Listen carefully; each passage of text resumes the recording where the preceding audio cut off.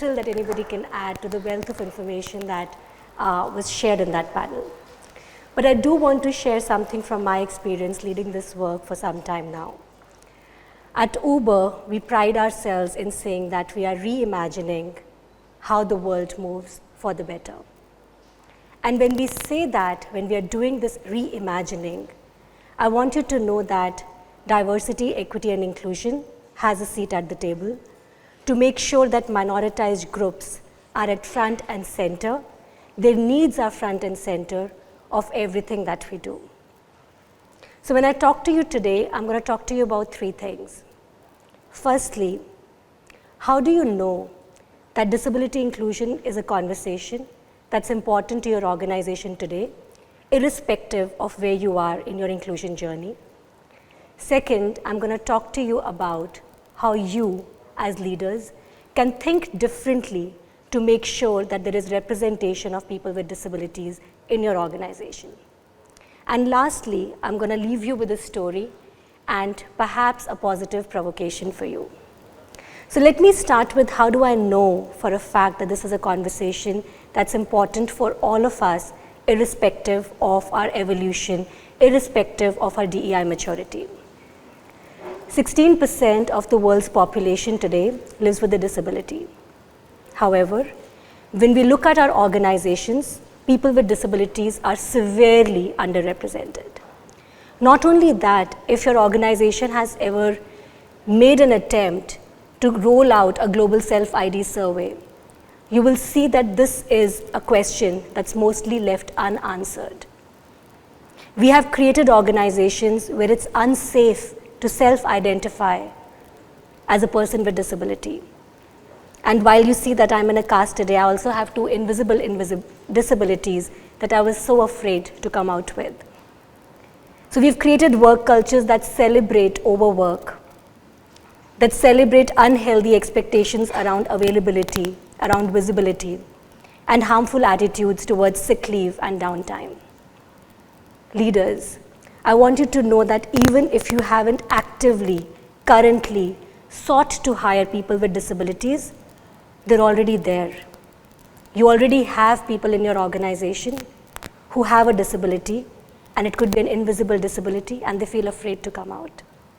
Also, a disability can be acquired at any point of time in a person's life, and it could be permanent, it could be temporary.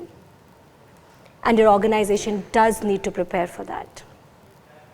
And lastly, as we engage with an aging population, which is a reality in the Asian markets today, and we know that aging brings its own set of disabilities.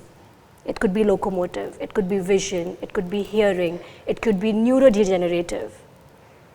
And disability inclusion in that sense is really the work of future-proofing your organization and nothing less.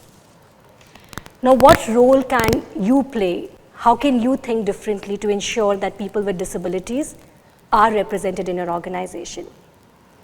Based on my work, and I'm going to be very real about it, mostly the first question that I hear from leaders in safe spaces is that, can we do this work without lowering the hiring bar? And when you hear that, I just want you to take a moment to think about, is this based on an assumption that certain aspects of your identity only correlate with merit and with competence? Secondly, it overlooks the multitude of barriers and inequities that people with disabilities face that exclude them from the very beginning from systems of education, of exposure that we had when we were growing up, and also certain life experiences that come attached with the valence that we attach when we are hiring people.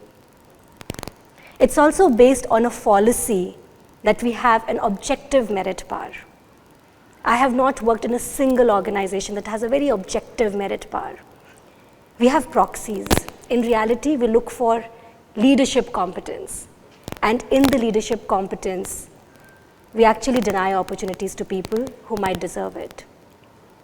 If my physical appearance, the minute I walk into a room, evokes sympathy, and that has been my consistent life experience, how do I live up to your definition of executive presence. If the response to my disability is met with tentativeness, discomfort, and my sheer presence is enough to evoke that, how do I live up to your definition of being a go-getter, somebody who grabs opportunities and just goes after them? When every so-called opportunity that comes my way needs a follow-up on whether or not it's accessible to somebody like me, how do you expect me to naturally exude a confidence to command a room? So think about that when you're hiring for people and you're looking for leadership competencies. Lastly, I'm going to leave you with a story, and that story is about this caste and how I got it. I had an accident recently. We were in Hyderabad. The wonderful Aparna is here, who had led a program to hire students with disabilities as part of our She++ program in Uber. I had an accident, it needed surgery, and it's a recovery time of a minimum of 1 month. For the first time in my 19-year-long career journey, I felt what support really meant. My first thought of gratitude was that if this is the experience that life had to throw at me, it could not have chosen a better time. Because as someone who is so committed to my career, and as someone who is really invested in my career growth, this was a place I knew that I am acknowledged, I'm appreciated, and I still will be rewarded for my competence and impact, and that I'm seen and valued for that, and that I continue to be an asset to my team and my organization.